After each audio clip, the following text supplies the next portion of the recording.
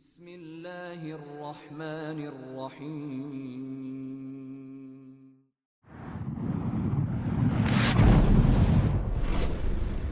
اقرأ باسم ربک الذی خلق۔ بنو نذیر قبیلے والوں کو حضور پاک صلی اللہ علیہ وسلم نے مدینہ سے نکال دیا تھا کیونکہ وہ اپنا وعدہ خلافی کر رہے تھے اور حضور پاک صلی اللہ علیہ وسلم کے خلاف انہوں نے قتل کی سازش بھی کی تھی۔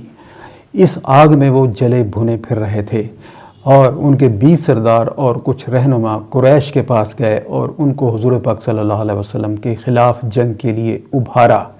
ان کو تیار کرنے کے بعد وہ بنو غطفان کے پاس گئے اور ان کو تیار کیا۔ اس کے علاوہ وہ مکہ کے اور دوسرے علاقوں میں گئے اور جتنے بھی اسلام اور مسلمانوں کے خلاف دشمن تھے سب کو اکٹھا کر لیا اور ایک 10,000 کی بڑی نفری جمع ہو گئی، اور ایسی نفری آج تک کبھی عرب نے اکٹھی نہیں کی تھی۔ جب حضور پاک صلی اللہ علیہ وسلم کو اس کی اطلاع ہوئی تو آپ صلی اللہ علیہ وسلم نے اپنے صحابیوں سے مشورہ کیا تو سلمان فارسی رضی اللہ عنہ نے یہ مشورہ دیا کہ فارس میں جب ہمارے اس طرح گھیراؤ ہوتا تھا تو ہم وہاں پہ کھندق کھود دیا کرتے تھے اور ہم بچ جاتے تھے۔ حضور پاک صلی اللہ علیہ وسلم کو یہ مشورہ پسند آیا۔ 10 آدمیوں کے ذمہ 40 ہاتھ کھندق کھودنے کی ذمہ داری لگا دی اور آپ صلی اللہ علیہ وسلم خود بھی اس میں شامل تھے۔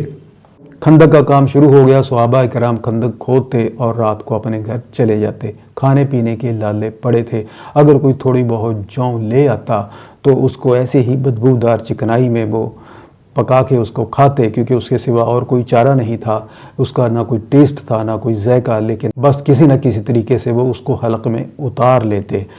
جابر بن عبداللہ رضی اللہ عنہ نے بکری کا ایک بچہ ذبح کیا اور ان کی بیوی نے ایک سا جو کہ تقریباً 2.5 کلو کے برابر ہوتی ہے جو کا آٹا تیار کیا اور حضور پاک صلی اللہ علیہ وسلم کو آ کے چپکے سے کہا کہ اپنے خاص صحابیوں کو لے کر کھانے پہ آ جائیں، لیکن حضور پاک صلی اللہ علیہ وسلم تمام لوگوں کو وہاں پہ لے آئے اور وہاں پہ تقریباً 1000 کے قریب لوگ خندق میں کام کر رہے تھے۔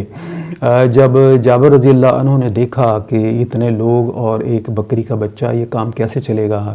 خیر حضور پاک صلی اللہ علیہ وسلم نے بسم اللہ کہی اور کھانا شروع کر دیا۔ تمام صحابیوں نے بھی کھانا شروع کر دیا، سب کا پیٹ بھر گیا، اتنی برکت اللہ تعالیٰ نے دی، اس کے باوجود بھی ہنڈیا میں تھوڑا بہت گوشت باقی تھا۔ اس کے علاوہ نعمان بن بشیر کی بہن وہ کچھ کھجوریں لے کے آئی اپنے ماموں اور اپنے بھائی کے لیے۔ حضور پاک صلی اللہ علیہ وسلم کے سامنے سے گزری تو آپ صلی اللہ علیہ وسلم نے ایک چادر بچھائی اور اس پہ ساری کی ساری کھجوریں ڈال دی اور صحابیوں کو کہا کہ آئیے کھجوریں کھائیے، تو سب نے کھجوریں کھائیں، اس کے باوجود اس میں بھی برکت آئی اور بہت سی کھجوریں بچ بھی گئیں۔ ایک چٹان کٹ نہیں رہی تھی، حضور پاک صلی اللہ علیہ وسلم کو اس کے بارے میں اطلاع کر دی گئی۔ حضور پاک صلی اللہ علیہ وسلم آئے، اللہ اکبر کہا اور ایک کدھال اس پہ لگائی، وہ ٹوٹ گئی۔ تو آپ صلی اللہ علیہ وسلم نے فرمایا کہ مجھے شام کی چابیاں دی گئی ہیں اور میں وہاں کے سرخ محل دیکھ رہا ہوں۔ پھر آپ صلی اللہ علیہ وسلم نے اللہ اکبر کہا اور ایک کدھال لگائی تو چٹان پھر سے کٹ گئی اور حضور پاک صلی اللہ علیہ وسلم نے کہا کہ مجھے فارس کی چابیاں دی گئی ہیں اور میں مدان کے سفید محل دیکھ رہا ہوں۔ پھر حضور پاک صلی اللہ علیہ وسلم نے اللہ اکبر کہا اور ایک کدھال لگائی اور وہ چٹان ہے جو پوری کی پوری چور ہو گئی، اور حضور پاک صلی اللہ علیہ وسلم نے فرمایا کہ مجھے یمن کی چابیاں دی گئی ہیں اور میں صنعا کے فاٹک دیکھ رہا ہوں۔ مدینہ چاروں طرف سے پہاڑیوں سے گھرا ہوا تھا اس وقت، اور اس کے اوپر نارتھ میں شام کی طرف جگہ خالی تھی جہاں پہ یہ کھندق کھود دی گئی، اور نیچے جو مکہ سے راستہ آ رہا تھا وہاں پہ بنو قریظہ یہودیوں کا قبیلہ تھا اور باغات تھے، کھجوروں کے درخت تھے، ادھر سے آنا مشکل تھا، اور بنو قریظہ والے جو تھے اور بنو قریظہ کا بھی حضور پاک صلی اللہ علیہ وسلم سے معاہدہ تھا کہ اگر مدینہ پر حملہ ہوگا تو وہ مسلمانوں کا ساتھ دے گے، اس لیے اس طرف سے بے فکری تھی، اور اوپر سارے کا سارا پٹی جو تھی وہاں پہ کھندق کھود دی گئی تھی۔ ادھر کھندق تیار ہو گئی اور دشمن 10,000 کا لشکر لے کر مدینہ کی طرف روانہ ہوئے۔ 4,000 لوگ ادھر قریش کے ساتھ تھے جن کے ساتھ بنو کنانہ، بنو تہامہ، اور راستے میں ان کو بنو سلیم والے بھی مل گئے، اور ادھر ایسٹ سائیڈ سے رائٹ ہینڈ سے بنو غطفان اور جو ان کے قبیلے تھے فزارہ، مرہ اور شجع، یہ سارے کے سارے آ گئے اور یہ 6000 کے قریب تھے. پوری 10,000 نفری نے پوری کی پوری خندق ایسے گھیر لی. اب وہ دیکھ رہے ہیں، پریشان ہیں، کیونکہ انہوں نے نہ خندق دیکھی نہ سنی، نہ ہی ان کی کوئی تیاری. وہ خندق کے کبھی ادھر جا رہے ہیں کبھی ادھر جا رہے ہیں، اور جب خندق کے پاس آ رہے ہیں ادھر حضور پاک صلی اللہ علیہ وسلم پورے 3000 کی نفری لے کے آئے جو کہ تیر اندازی کر رہے تھے. جب وہ خندق کے پاس دشمن آتے تھے تو ادھر سے تیر چلتے تھے اور وہ پیچھے بھاگتے تھے. وہ پھر آتے تھے، پھر ادھر سے تیر چلتے تھے اور وہ پھر پیچھے بھاگتے تھے. وہ اپنے غیظ و غضب میں تھے. ان کے کچھ سمجھ میں نہیں آ رہا تھا کہ ہم کیا کریں. ہم نے تو اتنا بڑا تیر چلایا تھا کہ پورے عرب کو اکٹھا کر لیا، 10,000 لوگ اکٹھے کر لیے، اور ایک چھوٹی سی ریاست پہ ہم قبضہ نہ کر سکے. اور انہوں نے کیا چال چلی ہے. تو ابو جہل کے بیٹے اکرمہ نے ایک تھوڑا سا کہیں تنگ راستہ دیکھا اور وہ اپنے کچھ مشرک ساتھیوں کو لے کر وہاں سے اندر آنے میں کامیاب ہو گئے. حضرت علی رضی اللہ عنہ نے ان کو دیکھ لیا اور راستہ بند کر دیا اور ان پہ حملہ کر دیا. انہوں نے قتل کر دیا اور یہ سارے لوگ ڈر گئے اور بھاگے پیچھے وہاں سے. اکرمہ وہ اتنا ڈر گیا تھا کہ اپنا نیزہ بھی پیچھے ہی چھوڑ گیا. اس کے بعد انہوں نے پھر ایسی غلطی نہیں کی. اللہ تعالیٰ کا ارشاد ہے کہ جب اہل ایمان نے ان جتھوں کو دیکھا، یہ وہی چیز ہے جس کا اللہ اور اس کے رسول نے ہم سے وعدہ کیا تھا. اللہ اور اس کے رسول نے سچی فرمایا تھا اور اللہ نے ان کے ایمان کو اور زیادہ مضبوط کر دیا. بنو نذیر کا ایک یہودی سردار ہوئی بن اخطب یہ بنو قریظہ کے قبیلے میں آیا اور ان کا دروازہ کھٹکھٹایا. انہوں نے نہیں کھولا لیکن اس نے بار بار کھٹکھٹایا. ہمارے لیے دروازہ کھولو، چلے جاؤ ہوئے. اگر تم نے دروازہ نہیں کھولا تو میں تمہارا دانا پانی بھی بند کرا دوں گا. خیر انہوں نے کھول دیا. وہ ان کے سردار کعب بن اسد سے ملا اور اس کو کہا کہ میں غطفان، کنانا، تہامہ، قریش اور ان سب کو لے آیا ہوں 10,000 کی نفری لے کر، اور یہ حضور پاک صلی اللہ علیہ وسلم کی جڑ کاٹ کے ہی جائیں گے. تم ایسے کرو، ہمارے ساتھ مل جاؤ. تو بنو قریظہ کے سردار کعب بن اسد نے کہا کہ تم مجھے ہمیشہ کے لیے ذلیل کر دو گے. یہ جو تم لے کے آئے ہو لوگ، یہ صرف چمکنے والی بجلی کی کڑک اور گرجنے والے بادل ہیں، ان سے کچھ نہیں ہوگا. لہٰذا تم جاؤ. میں نے حضور پاک صلی اللہ علیہ وسلم کو کبھی بھی وعدہ خلافی کرتے ہوئے اور میں نے ہمیشہ سے ہی انہیں صادق اور بااخلاق پایا ہے. میں نے ان میں ہمیشہ ہی سچائی دیکھی ہے. لیکن ہوئی بن اخطب اس کو منانے کے لیے اس کے پیچھے ہی پڑ گیا اور اس نے یہاں تک جوخم لے لیا کہ ٹھیک ہے، اگر یہ لوگ ایسے ہی واپس چلے گئے تو میں بھی تمہارے قلعے میں آ جاؤں گا، پھر جو تمہارا انجام ہوگا وہی میرا انجام ہوگا. تو کعب بن اسد ان کی باتوں میں آ گیا اور اس نے حضور پاک صلی اللہ علیہ وسلم کا جو معاہدہ تھا وہ رد کر دیا تھا، کیونکہ یہ کعب بن اسد ضامن تھا حضور پاک صلی اللہ علیہ وسلم کے ساتھ جو معاہدہ ہوا تھا کہ اگر مدینہ پہ حملہ ہوگا تو یہ لوگ مسلمانوں کا ساتھ دیں گے. اس نے یہ معاہدہ توڑ دیا اور مشرکوں کے ساتھ مل گیا. اس کے بعد بنو قریظہ نے اپنی اور بھی کارروائیاں شروع کر دیں. حسان بن ثابت ان کے قلعے میں حضرت صفیہ رضی اللہ عنہا جو کہ حضور پاک صلی اللہ علیہ وسلم کی پھوپھی تھی اور دوسری مسلم عورتیں اور بچے سب ان کے قلعے میں تھے. تو ایک یہودی ان کے قلعے میں ارد گرد چکر لگا رہا ہے. صفیہ رضی اللہ عنہا نے جب دیکھا تو حسان بن ثابت کو کہا کہ یہودی باہر پھر رہا ہے، کہیں ایسا نہ ہو کہ یہ ہماری اندر کی اطلاع دے دے اور پھر یہودی ہمارے قلعے کو گھیر لیں اور ان کو ہمارے راز کا پتہ چل جائے. لیکن حسان بن ثابت نے کہا کہ تم جانتے ہو کہ میں یہ کام نہیں کر سکتا. جب انہوں نے انکار کیا تو صفیہ رضی اللہ عنہا نے اپنی کمر باندھی اور ایک لکڑی کا بڑا سا ستون لیا اور باہر جا کے اس یہودی پہ حملہ کر دیا اور اس کو مار ڈالا. اس کے بعد وہ اندر آئیں اور حسان بن ثابت رضی اللہ عنہ کو کہا کہ آپ جائیے اور اس کے ہتھیار لے آئیے. تو حسان بن ثابت نے اس پہ بھی کہا کہ تم جانتے ہو میں اس قسم کا آدمی نہیں ہوں، مجھے ہتھیاروں کی ضرورت نہیں ہے. لیکن اس سے ایک فائدہ ہو گیا کہ یہودیوں کو یہ شک ہو گیا کہ شاید قلعے کے اندر بھی لوگ موجود ہیں جو کہ ان کی حفاظت کر رہے ہیں. حضور پاک صلی اللہ علیہ وسلم نے یہودیوں کی اس بے وفائی کی تفتیش کرنے کے لیے سعد بن معاذ اور سعد بن عبادہ رضی اللہ عنہ اور کچھ 2 صحابیوں کو وہاں پہ بھیجا. جب وہ وہاں گئے اور انہوں نے حضور پاک صلی اللہ علیہ وسلم سے کیا ہوا وعدہ یاد دلایا کہ ہم اللہ کے رسول کی طرف سے آئے ہیں، آپ اپنا وعدہ یاد کرو۔ تو اندر سے آوازیں آئیں، کون سا وعدہ، کون سے اللہ کے رسول، ہم کسی کو نہیں جانتے، جاؤ یہاں سے۔ اور ان کو حضور پاک صلی اللہ علیہ وسلم نے آنے سے پہلے یہ کہہ دیا تھا کہ اگر معاملہ غلط ہوا، وہ ان کے ساتھ ملے ہوئے تو اشارے سے بتانا، لیکن اگر معاملہ صحیح ہوا، رپورٹ غلط ہوئی، وہ ان سے نہیں ملے تو سب کے سامنے بتانا۔ چنانچہ معاملہ بے وفائی کا تھا تو صحابہ کرام نے جا کر کہا ازل اور قارا۔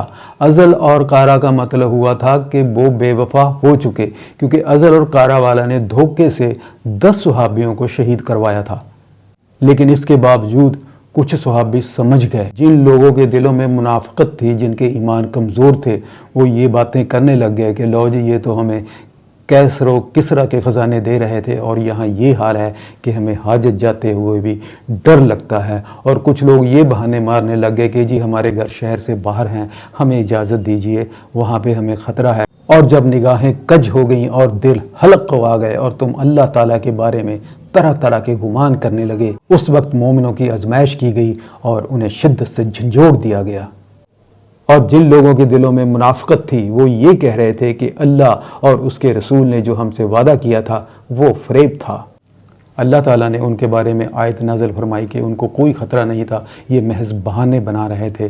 اس کے علاوہ بنو سلمہ، ان کے بھی قدم اکھڑ گئے تھے، اور حضور پاک صلی اللہ علیہ وسلم بھی بنو قریظہ کی یہ حرکت دیکھ کر اپنے چہرے اور اپنے سر پہ کپڑا ڈالے ایسے خاموشی سے لیٹے پڑے تھے۔ لیکن تھوڑی دیر کے بعد صحابی اس سے بھی گھبرا گئے، لیکن کچھ دیر کے بعد آپ صلی اللہ علیہ وسلم بڑے عزم اور حوصلے کے ساتھ اٹھے اور صحابیوں کو کہا کہ خوش ہو جاؤ، اللہ کی مدد آ چکی ہے۔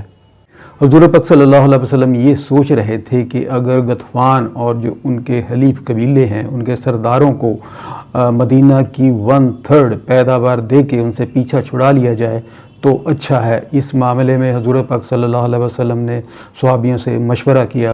سعد بن معاذ اور سعد بن عبادہ رضی اللہ عنہما نے کہا کہ اگر تو یہ اللہ کا حکم ہے پھر تو ٹھیک ہے، لیکن اگر آپ ہمارے لیے یہ کر رہے ہیں تو ایسا مت کیجئے، کیونکہ جس وقت ہم ان سے مل کر شرک کرتے تھے اور ہم گمراہ تھے، اس وقت یہ لوگ ہمارے پاس صرف مہمان نوازی کے لیے آ سکتے تھے یا بزنس کے لیے آ سکتے تھے، اتنی ہمت نہیں تھی ان کی کہ ہم سے ایک دھیلا بھی لے سکیں۔ اور جب اللہ تعالیٰ نے ہمیں ایمان دے دیا اور ہدایت دے دی تو اس وقت ہم اپنی محنت کی کمائی سے ان کو مال دیں، بخدا ہم تو ان کو اپنی تلواریں دیں گے۔ حضور پاک صلی اللہ علیہ وسلم نے فرمایا کہ میں تو اس لیے سوچ رہا تھا کہ پورے کا پورا عرب اپنی کمان کھینچ کے تم پر پل پڑا ہے، محض میں یہ کام تمہاری خاطر کرنا چاہتا تھا۔ صحابیوں کی نمازیں بھی فوت ہو رہی تھیں۔ حضرت عمر رضی اللہ عنہ حضور پاک صلی اللہ علیہ وسلم کے پاس آئے اور فرمایا کہ میں نے عصر کی نماز اس حالت میں پڑھی ہے کہ بس سورج ڈوب ہی رہا تھا۔ حضور پاک صلی اللہ علیہ وسلم نے فرمایا کہ ہم نے تو ابھی پڑھی نہیں۔ اس کے بعد حضور پاک صلی اللہ علیہ وسلم نے اپنے صحابیوں کے ساتھ عصر اور مغرب کی نماز اکٹھے پڑھی، اور اس طرح بہت سے صحابیوں کی الگ الگ نمازیں فوت ہو گئیں۔ حضور پاک صلی اللہ علیہ وسلم نے ان مشرکوں کے لیے بد دعا کی کہ اللہ تعالیٰ ان کے گھر اور ان کی قبریں آگ سے بھر دے، جن کی وجہ سے میری عصر کی نماز نکل گئی۔ بنو قریظہ کا رسد جو کہ 20 اونٹوں پہ تھا، جو کہ قریش کی مدد کرنے کے لیے جا رہا تھا، صحابیوں نے اس کو گھیر لیا اور اس پر قبضہ کر لیا اور ان کو وارننگ دی کہ اگر تم نے ایسا کیا تو اس کا انجام بہت برا ہوگا۔ نعیم بن مسعود جو کہ شجاع قبیلے سے تعلق رکھتے تھے اور شجاع قبیلہ ان کے ساتھ ملا ہوا تھا، یہ حضور پاک صلی اللہ علیہ وسلم کے پاس آئے اور آپ صلی اللہ علیہ وسلم سے کہا کہ میں مسلمان ہو گیا ہوں، اس نازک وقت پر آپ بتائیں کہ میں آپ کی کیا مدد کر سکتا ہوں۔ تو حضور پاک صلی اللہ علیہ وسلم نے فرمایا کہ تم میری کیا مدد کرو گے؟ ہاں، یہ کوشش کرو کہ ان کو زیادہ سے زیادہ توڑنے کی اور ان کے حوصلے پست کرنے کی کوشش کرو۔ تو نعیم رضی اللہ عنہ بنو قریظہ کے پاس گئے اور ان سے کہا کہ جو تم نے حضور پاک صلی اللہ علیہ وسلم سے اپنا معاہدہ توڑا ہے اور قریش کے ساتھ جا کے مل گئے ہو، ذرا اس کا انجام تو سوچ لو، کیونکہ اگر وہ قریش والے حضور پاک صلی اللہ علیہ وسلم کو بغیر شکست دیے اسی طرح اپنا بوریا بستر اٹھا کے چلے گئے، کیونکہ ان کا یہاں نہ در ہے نہ گھر ہے، اگر ان کو مشکل آئی تو وہ بھاگ جائیں گے، لیکن تم نے تو یہیں پہ رہنا ہے، کیونکہ تمہارے باغات، تمہاری زمینیں اور تمہارے گھر سب کچھ یہی ہیں۔ اور اس کے بعد تم یاد رکھنا کہ حضور پاک صلی اللہ علیہ وسلم کے رحم و کرم پہ ہوگے، پھر جو بھی انجام وہ تمہارا کریں تمہیں اس کا خمیازہ بھگتنا ہوگا۔ تو کعب بن اسد کے اس کی تھوڑی تھوڑی باتیں سمجھ میں آنے لگ گئیں۔ اس نے کہا دیکھو ہم تو اب پھنس گئے ہیں، تم بتاؤ اب اس کا حل کیا ہے؟ تو نعیم بن مسعود رضی اللہ عنہ نے کہا کہ تم ایسے کرو، قریش کے کچھ لوگ ضمانت کے طور پر اپنے پاس رکھ لو۔ تو ان کے سردار یہودیوں کے کعب بن اسد نے کہا کہ ہاں یہ معاملہ ٹھیک ہے، ہم ایسا ہی کریں گے۔ اور اس کے بعد نعیم رضی اللہ عنہ قریش کے پاس گئے اور ان سے کہا دیکھو بنو قریظہ والوں نے جو حضور پاک صلی اللہ علیہ وسلم کے ساتھ بے وفائی کی ہے وہ اس پر شرمندہ ہیں، اور حضور پاک صلی اللہ علیہ وسلم نے ان سے کہا ہے کہ اگر تم قریش کے کچھ لوگ ہمارے پاس ضمانت کے طور پر لے آؤ گے تب ہم آپ کی بات کا یقین کریں گے، تو اگر بنو قریظہ والے تم سے کچھ لوگ مانگیں تو ان کو مت دینا۔ اسی طرح وہ بنو غطفان کے پاس گئے اور ان کو بھی یہی بات کہی کہ اگر بنو قریظہ والے تم سے لوگ مانگیں تو ان کو مت دینا۔ اس کے بعد قریش اور بنو غطفان والا نے اپنے کچھ لوگ بھیجے اس بات کی تفتیش کرنے کے لیے، اور انہوں نے آگے بنو قریظہ سے کہا کہ تم ایسے کرو، ہم لوگ بہت پریشان ہوئے پڑے ہیں، بڑے تنگ آ گئے ہیں، ہمارے جانور مر رہے ہیں، ادھر سردی بہت ہے، تم ایسے کرو تم ادھر نیچے سے حملہ کر دو اور ہم اوپر سے حملہ کرتے ہیں اور مسلمانوں کو بیچ میں کچل دیتے ہیں۔ تو بنو قریظہ والوں نے کہا کہ نہیں آج تو سنیچر وار ہے اور سنیچر وار کو ہم لڑائی نہیں کرتے، یہ ہماری شریعت کے خلاف ہے، ہم نے پہلے ایک بار کیا ہے اور ہمیں نقصان ہوا تھا، اور اس کے علاوہ بھی جب تک تم لوگ کچھ ضمانت کے طور پر ہمارے حوالے نہیں کرتے جب تک ہم تمہاری جنگ میں شامل نہیں ہوں گے۔ یہ میسج لے کر وہ لوگ بنو قریش اور غطفان کے پاس گئے تو ان کو یقین ہو گیا کہ بنو قریظہ والے بدل گئے ہیں، ہم انہیں لوگ ہرگز نہیں دیں گے۔ اس کے بعد اللہ کی ایک اور مدد آئی، تیز ہوائیں چلنے لگ گئیں، ان کے جو ٹینٹ تھے وہ سارے کے سارے اکھڑ گئے اور ان کے چولہے الٹ گئے، ہنڈیا الٹ گئی، کچھ سمجھ میں نہیں آتا کہ کیا کریں، ہر طرف ہوا، مٹی، غبار۔ قریش لوگوں نے یہ فیصلہ کیا کہ یہاں سے جانے کے علاوہ اب ہمارے پاس کوئی اور چارہ نہیں ہے۔ اس کے بعد وہ اپنا سارا بوریا بستر اٹھا کے وہاں سے رفو چکر ہو گئے۔ صبح ہی فجر کے وقت جب حضور پاک صلی اللہ علیہ وسلم نے دیکھا تو سامنے سارے کا سارا میدان صاف تھا، کوئی بھی وہاں نہیں تھا۔ آپ صلی اللہ علیہ وسلم نے اللہ تعالیٰ کا شکر کیا اور فرمایا کہ اب ہم ان پہ چڑھائی کریں گے، وہ ہم پہ چڑھائی نہیں کریں گے، ہمارا لشکر ان کی طرف جائے گا۔ اس جنگ میں 6 مسلمان شہید ہوئے اور 10 مشرک مارے گئے۔ سعد بن معاذ رضی اللہ عنہ کی ایک بڑی رگ کٹ گئی جن سے خون بہنا بند نہ ہوا، اور بنو قریظہ کے حملے کے بعد وہ وفات پا گئے۔ ان پہ تیر چلانے والے مشرک کا نام حوان بن ارقہ تھا۔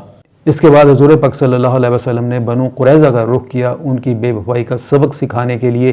یہ آپ دیکھیں گے اگلی قسط میں، تب تک کے لیے اللہ حافظ۔